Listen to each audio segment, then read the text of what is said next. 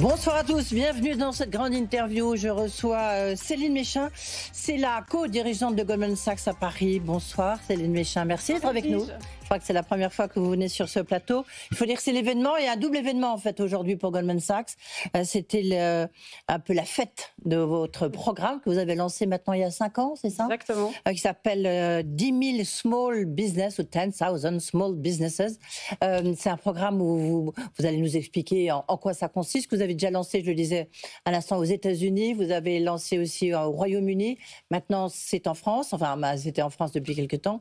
L'idée, c'est de soutenir des entreprises, mais aussi peut-être de les coacher pour que justement on ait de soi peut-être dans une étape de scale-up. Comment ça fonctionne, vous allez dire. Et puis, je disais, c'est un événement parce qu'il y a tout le board de Goldman Sachs qui a quitté Wall Street pour venir à Paris avec votre président David Solomon, qui s'est même exprimé du reste sur comment est sa vision de l'Europe. On en dira un mot forcément. Pourquoi c'est important d'avoir ce board à Paris quand même? C'est un sacré moment pour vous? Exactement. C'est pas des gens qui bougent beaucoup. Alors, le conseil d'administration de Goldman Sachs se déplace une fois par an dans différentes parties du monde. Donc, la France n'est pas du tout l'exception pour leur session de travail, donc leur stratégie day. Et effectivement, ils ont choisi 2 fois Paris. Il y a 5 ans, quand on fêtait les 150 ans de la banque, et ils sont venus en France, et ça a été ça le point de départ du programme 10,000 Small Businesses France. Et ils reviennent 5 ans plus tard pour voir le progrès du programme et également discuter de la stratégie de la banque dans le futur. Oui, justement, la stratégie de la banque dans le futur, la stratégie de la banque à Paris, la stratégie de la banque en Europe, et puis aussi dans ce turmoil, on va essayer de parler français quand même, mais dans tous ces conflits géopolitiques, comment ça pèse notamment sur le marché des fusions-acquisitions, sur le private equity, vous allez tout nous raconter. Bon, d'abord, puisque vous en revenez, c'était la grande fête de on va parler de 10 000 ou 10,000, as you want, small businesses. Grand événement, expliquez-nous en quoi ça consiste. Alors, il y a 15 ans, aux États-Unis, on se décide à financer ce programme, puisque c'est un programme caritatif. Il est financé par la fondation Goldman Sachs, pour amener aux entrepreneurs et entrepreneuses de toutes petites entreprises un contenu en leadership, un contenu en business planning, pour les aider à développer leur entreprise.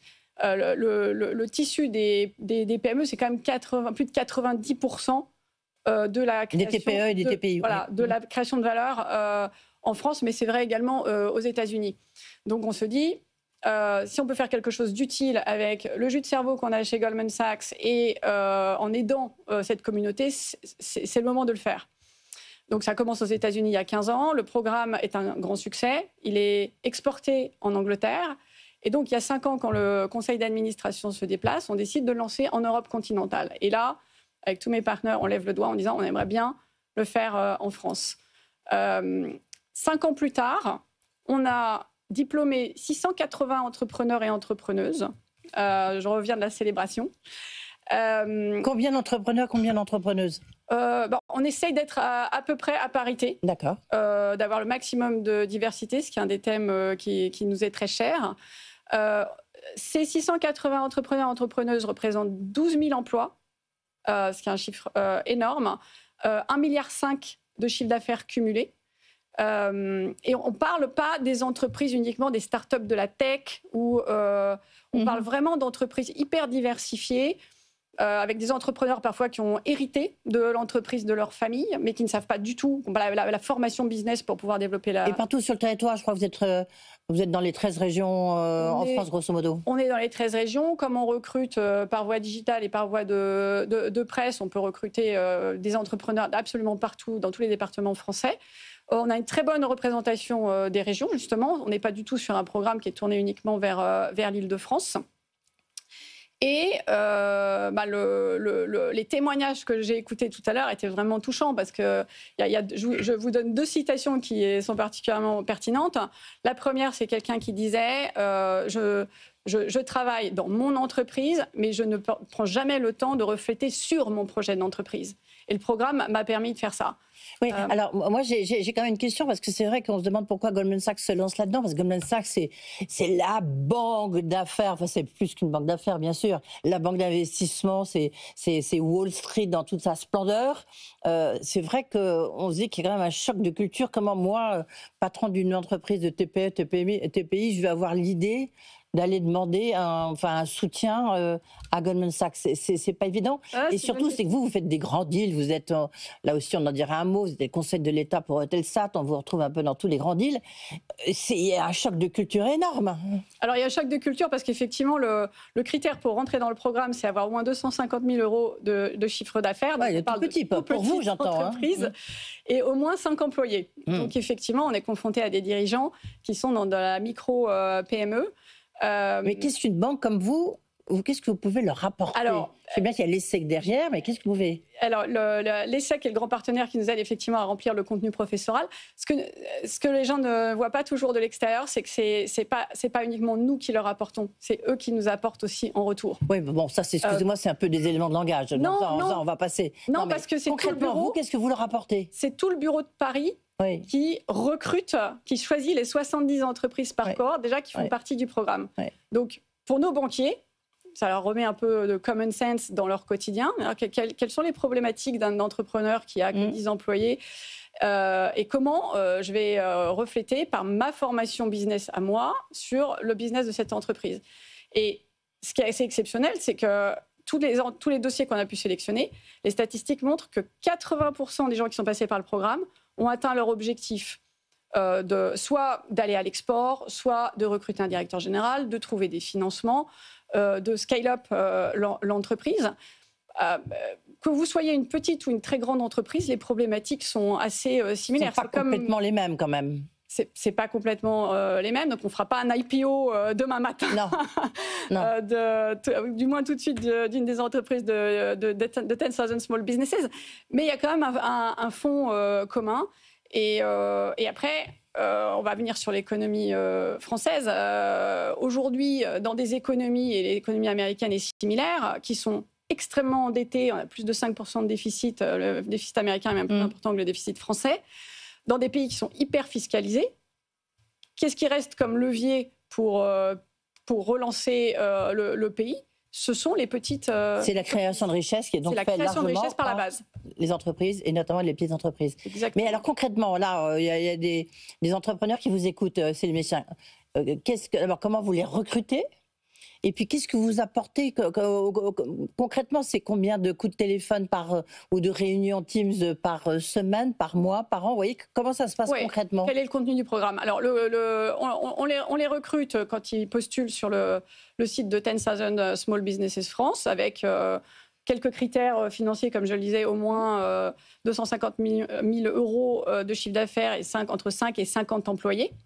Après, ils nous présentent leur business plan et c'est là qu'on arrive à juger de la qualité de leur projet et surtout de la possibilité qu'on a par le programme de les faire atteindre leurs objectifs de croissance. Parce qu'on ne parle pas de business plan, on parle de plan de croissance. C'est-à-dire à partir de la photo que vous voyez de l'entrepreneur, vers où il veut aller et comment le programme va les emmener. Et après, parce que vous avez des statistiques qu'on peut voir pour ceux qui nous regardent à la télévision, et je le dis pour ceux qui nous écoutent à la radio, c'est 75% disent avoir augmenté leur chiffre d'affaires après ce programme. Ouais. Donc ou remplir leurs objectifs d'internationalisation, de recrutement, de levée de financement. Donc ce programme et le contenu professoral, on l'a développé avec le support de l'ESSEC. Donc, c'est des modules. C'est à peu près 1 jour par semaine. Il y a une partie du programme qui est dispensée de façon digitale et le reste par une présence physique à l'ESSEC. Et donc, c'est des modules, business planning, accounting, comment fixer sa stratégie, comment identifier ses problèmes. Vous ne leur donnez pas, vous disiez que l'ensemble de ce programme, c'était à peu près 1,5 milliard. Enfin, ça, c'était ce que représentait le chiffre d'affaires de toutes les entreprises, c'est ça? Parce que vous ne les payez pas, vous ne donnez pas d'argent, pas du tout. Non, c'est ça. Non. Vous ne les financez pas. On finance c'est exactement le concept de financer la canne à pêche plutôt que de donner le poisson. ou d'acheter le poisson. Donc, non, on finance le contenu professoral, tout le reste. Et d'ailleurs, ils continuent à travailler dans leurs entreprises, parce que c'est très important qu'ils ne lâchent pas, évidemment, Quels sont les secteurs qui sont les plus représentés? C'est extrêmement la tech, ça pèse pour combien, à peu près? Je peux vous donner un des intervenants à la célébration. C'était le fabricant, le dirigeant de Scaping, Jean-Pierre Courrier, qui est basé à Grenoble, petite entreprise qui a à peu près 1 million de chiffre d'affaires pour 10 personnes. Je suis sûre que sur BFM, vous utilisez leurs images, puisqu'il gère 800 webcams qui typiquement donnent les photos de Paris à telle ou telle heure, les photos du Mont Blanc à telle ou telle heure. C'est extrêmement utilisé. Okay. Mais est-ce qu'il y en a, c'est plutôt de l'industrie, c'est du service, c'est de la tech, c'est quoi? All of the above. Oui, non, mais en pourcentage, vous savez, on aime bien ça ici.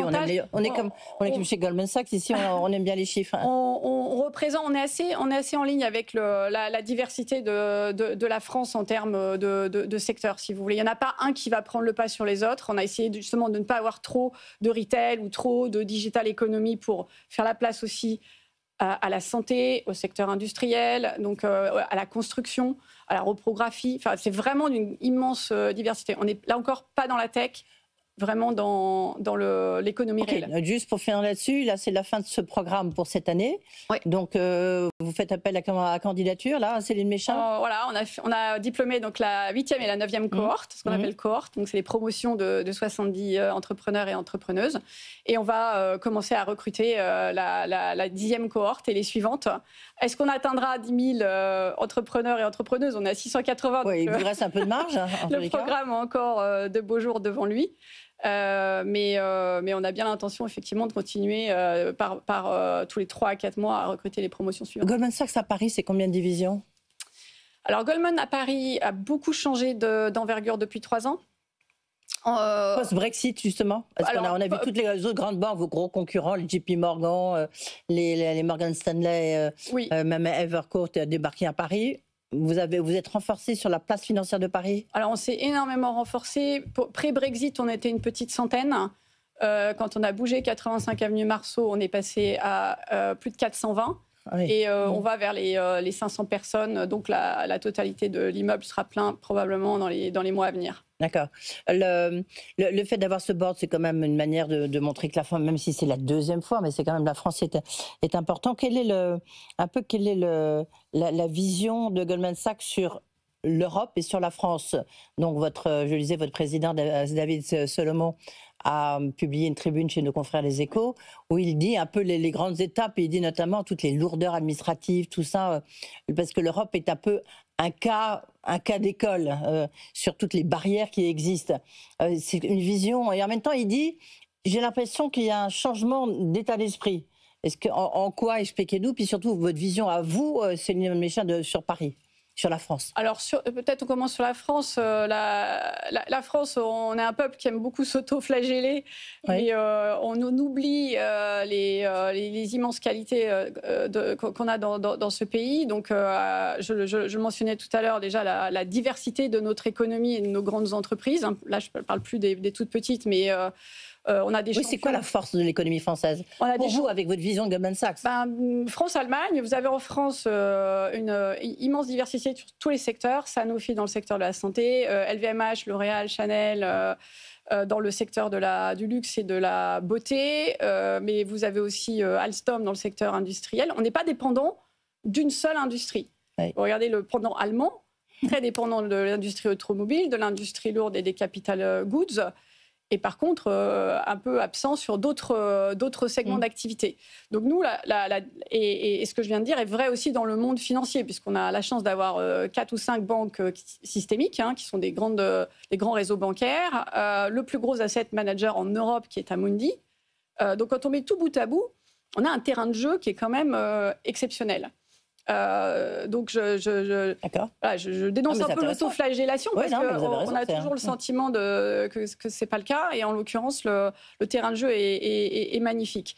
Ensuite, on a la grande chance d'avoir l'indépendance énergétique, donc ce qui n'est pas le cas de tous nos voisins européens. Le gouvernement a fait beaucoup pour EDF. On a beaucoup travaillé avec l'entreprise aussi nous-mêmes pour aider au plan de financement de redémarrage des entreprises, des usines nucléaires. C'est un avantage en termes d'infrastructure qui est absolument clé sur la carte. On a, et c'est peut-être pas la meilleure nouvelle du moment, mais on a aussi une industrie militaire qui est extrêmement... une industrie défense, on était au Bourget. J'avais fait l'interview de Patrice Kane, le patron de Thales. On voit que c'est vrai. Voilà, le Bourget vient d'avoir lieu. Il a attiré absolument tous les leaders mondiaux pour ceux qui ont une orientation défense ou militaire. Et on est quand même le deuxième plus gros fabricant de produits et de services à la défense derrière les États-Unis dans le monde. Donc ça, c'est aussi un élément fort. Alors, on ne peut pas se réjouir des conflits armés qui sont en cours, mais c'est un élément fort de notre économie. On a, vous parliez d'Eutelsat, aussi une industrie du satellite, qui n'est pas du tout... avec les annonces qui ont été faites, l'État qui s'est renforcé. C'est vous qui avez fait du reste l'opération, non, de les renforcements de l'État? Exactement, on a participé à l'augmentation de capital d'1,5 milliard qui vient d'être souscrite par l'APE, l'État, CMA et d'autres partenaires financiers. Donc ça a bien boosté le cours de Eutelsat et l'entreprise va en bénéficier dans les semaines à venir. Et puis, il y a un élément non plus il y a un élément qu'on ne mentionne pas assez, c'est le capital humain qu'on a en France. Oui. On a le vivier de talent, comme on dit. Le vivier de talent. On est net exportateur quand même, justement, de nos meilleurs diplômés, que ce soit par les universités ou par les business schools. On n'a pas à rougir de la qualité intellectuelle des gens qui sortent de nos écoles, loin de là. Donc, mais en même temps, est-ce que le climat, ça fera le lien avec le climat aussi en Europe et le climat aux États-Unis? En même temps, on voit bien l'instabilité politique, là encore, avec ce conclave qui ne débouche sur rien. Vous avez peut-être entendu les syndicalistes qui étaient sur BFM Business. On voit bien qu'on est reparti encore dans un cycle très difficile. La France doit se réformer, a du mal à se réformer. Il y a les conditions aussi l'état de nos finances publiques. J'imagine que pour vous, c'est quand même un peu une situation complexe pour la France. C'est une situation complexe et juste comme nous sommes des hommes et des femmes de chiffres, arithmétiquement, il faut juste comprendre qu'il va falloir effectivement travailler plus longtemps si on vit plus vieux. Oui. Donc ça, c'est les... Mais ça, est-ce que je sais pas, David Solomon, votre président, là, il vous dit, quand vous allez le voir à New York, il vous dit, la France, c'est quand même quelque chose d'incroyable. Enfin, on comprend pas les Français. Il ne dit pas qu'on ne comprend pas la français parce qu'il a beaucoup investi en France et il est venu 2 ou 3 fois depuis le début de l'année. Donc non, il reconnaît au contraire tout ce que je viens de dire. C'est-à-dire que c'est une économie phare et qui a beaucoup, beaucoup d'atouts qui ne sont pas nécessairement mis en avant. Maintenant, vous avez raison, il y a des lourdeurs administratives. On a quand même vécu, par les changements de Premier ministre, plusieurs changements de direction, on va dire. Les menaces sur la fiscalité, c'est un point important pour vous ou pas? Oui, parce que c'est la fiscalité et la bureaucratie.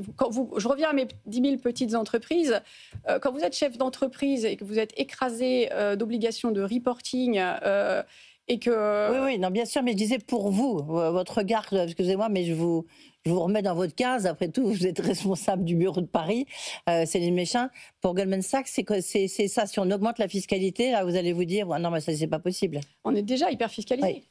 On est déjà hyper fiscalisé, donc ça peut pas être ça. Est-ce que c'est un handicap pour vous, pour votre business, pour le business de Goldman Sachs? Bien sûr que c'est un handicap. Ok. L'Union européenne, ce que j'ai noté, ce que dit, c'est qu'il y a un véritable état des changements d'état d'esprit, c'est-à-dire notamment sur la défense, il y a le sommet de l'OTAN aujourd'hui, évidemment, mais il dit qu'il y a un point très important, c'est notamment la fiscalité et puis toute la lourdeur administrative de l'Europe, l'absence de décisions rapides, et puis l'union des marchés des capitaux. Est-ce que ça changerait beaucoup de choses pour une banque comme Goldman Sachs? Oui, parce qu'on est market maker. Donc, à partir du moment où, avec beaucoup moins de lourdeur administrative, vous pouvez naviguer la totalité de l'Europe sans avoir à naviguer les frontières, bien évidemment, ce serait un accélérateur énorme pour notre propre entreprise. Donc, quels sont les secteurs où vous intervenez, Goldman Sachs à Paris? On a parlé de Telsat, mais vous êtes aussi dans l'industrie automobile, Renault, Stellantis. Renault, Stellantis. Moi, je travaille beaucoup sur le secteur consumer, donc de Danone en passant par L'Oréal et le private equity. Private equity, ça va faire le lien là encore. Private equity, est-ce qu'il y a une menace sur le private equity? Est-ce que vous avez le sentiment que c'est... Certains disent ça a été extraordinaire, c'est ce qui a remplacé la bourse, mais que maintenant, les prix ont été tellement élevés que maintenant on risque d'avoir un effondrement, je caricature, du private equity. C'est quoi votre position? Alors, je ne pense pas qu'on aille vers un effondrement. Oui, non, c'est excessif, bien sûr. On va vers un reset. Un reset. Un reset. Ouais. Mais le reset, il peut être très violent. Hein. Ah, ben il est déjà. Et il est déjà parce que un fonds de private equity, il doit pouvoir faire tourner ses actifs tous les 4 ou 5 ans pour pouvoir relever de l'argent. Et là, on est dans un moment de marché très compliqué parce que les entreprises qui ont été achetées en 2020 et en 2021, elles ont été achetées avec des taux qui étaient quasiment à zéro. Donc, elles ne prenaient pas en compte l'augmentation de 350 à 400 points de base des taux directeurs. Donc ça, on remouline le modèle, c'est beaucoup plus difficile de l'absorber quand ça n'a pas été mis dans le modèle au départ. On est dans un environnement de baisse des multiples de valorisation depuis 5 ans. Donc, vous prenez 2021 qui était le pic et on est en 2025. La baisse a été continue du multiple payé pour chaque entreprise quand vous ramenez la valeur d'entreprise à l'EBITDA de la société, constante. Donc, ce qui veut dire que quand vous avez payé cher quelque chose, mais que vous devez générer au moins 2 fois l'argent que vous avez investi, il va falloir une durée plus longue. Donc, conséquence directe de tout ça, la rotation des actifs dans les portefeuilles est beaucoup plus difficile et beaucoup plus lente. On voit des sorties qui ont quand même eu lieu avec succès. Hein. Je pense à Alvest qui est racheté par PAI, par exemple. Mais il y a tout un tas de mandats qui ont été donnés et qui n'arrivent pas à trouver un nouveau propriétaire parce qu'il n'y a pas eu assez de création de valeur dans l'entreprise pour corriger cette hausse des taux et cette baisse des valorisations. Donc, si vous ne rendez pas l'argent à vos investisseurs, les investisseurs ne vous redonnent pas de capitaux pour investir derrière. Donc, c'est ça le reset qu'on est en train de vivre. D'accord. Et là, on est au début du reset, au milieu du reset, on en est où? Là, on est au début du reset parce qu'un fonds de private equity, ça dure en moyenne 10 ans. Donc, ça met très longtemps à arriver à la conclusion que la rotation des actifs n'est pas suffisante. L'instabilité macropolitique qu'on vit depuis l'invasion de l'Ukraine n'est pas du tout neutre dans le reset du private equity parce qu'on voit bien que le marché des introductions en bourse est quand même pas à l'arrêt, mais plus difficile qu'il n'a été. Donc pour un Galderma qui arrive à ce côté ou un deal comme Opella qui sort de Sanofi, vous avez énormément de dossiers qui n'arrivent pas à leur fin. Et ça, c'est un problème. Alors, c'est quand même un point sur ce qui se passe aux États-Unis. Est-ce que ça a un impact là aussi Est-ce que ça fait un peu geler? On voit bien l'instabilité politique, on en a parlé un mot en France. Est-ce que cette instabilité politique due à Donald Trump, est-ce que, avec cette guerre tarifaire, comment vous analysez ça sur votre business? Alors, le tarif day du 2 avril n'a clairement pas été une bonne nouvelle pour ni les leaders, ni les banquiers comme nous. Maintenant, je dirais qu'il y a beaucoup de bruit, puis il y a la réalité du terrain. La réalité du terrain, c'est que les marchés de capitaux réagissent très peu.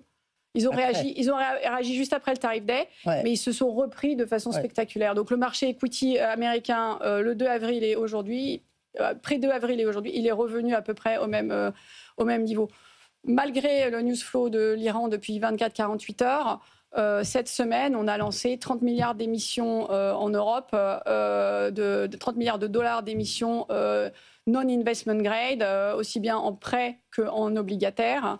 Il y a 32 opérations qui se sont lancées, alors qu'on aurait pu se dire tous les émetteurs vont tout arrêter et puis attendre parce que le marché tient. Marché tient. Donc, il y a l'onde de choc, le bruit, etc. Et puis, il y a la réalité du monde des affaires, et particulièrement des marchés de capitaux qui arrivent à se restaurer à très, très grande vitesse. Donc, vous ne croyez pas du tout à une crise financière? Non. Non, il y a un peu les deux sons de cloche, mais on a le sentiment qu'en fait, au contraire... les marchés priceront toute instabilité macro-politique et on aura cette volatilité qui va rester. Qui là encore n'est pas une bonne nouvelle. Ça ne nous aide pas sur les mises en bourse, ça ne nous aide pas sur les augmentations de capital, ça ne nous aide pas à placer les blocs. Mais le marché est ouvert et arrive à absorber ces ondes de choc. Et en termes de fusion-acquisition, de M&A, là, est-ce que... Parce que les entreprises, on voit bien, elles ont quand même un petit peu, malgré tout, malgré ce que vous venez de dire, le pied sur le frein, pas tellement sur l'accélérateur. En termes de M&A, est-ce qu'elles attendent un reset justement un peu des valorisations qui soient moins élevées? Quelle analyse vous faites? Quel décryptage? Alors le marché du M&A, il a été un peu Il est à l'arrêt ou pas? à deux vitesses cette année. Vous avez eu un premier trimestre flamboyant. 2025, si on se replace avant Noël 2024, c'était l'année du rebond, la baisse des taux. Ouais. La baisse des taux devait entraîner une accélération des opérations M&A par les grands groupes, aussi bien que par le private equity. Et puis effectivement, il y a ce coup d'arrêt le 2 avril. Et là, vous avez une image qui est très différente en Europe et aux États-Unis, et qui est assez contre-intuitive. En Europe, on a un taux de croissance du M&A de à peu près 14% en moyenne depuis 5 ans. Ça, c'est la hausse moyennée. Mais moins 4% depuis le 2 avril. Ah oui. Le marché du M&A est à moins 4% depuis le... Alors qu'aux États-Unis, contrairement à ce que les gens pouvaient s'imaginer, la moyenne est à plus 28% sur 5 ans. Et ils sont à plus 33% depuis le 2 avril.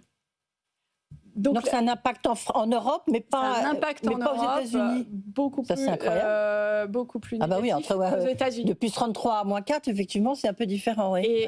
Et alors, c'est polarisé sur quelques très grosses opérations. Hein. On a vu l'opération Google Wiz, le conseiller Wiz, 32 milliards de dollars. Ouais. Vous avez quelques secteurs qui drivent énormément le marché du M&A, l'énergie renouvelable, le cloud, la cybersécurité, le software, les paiements, l'opération WorldPay aussi, hein, qui était une opération phare, 24 milliards de dollars.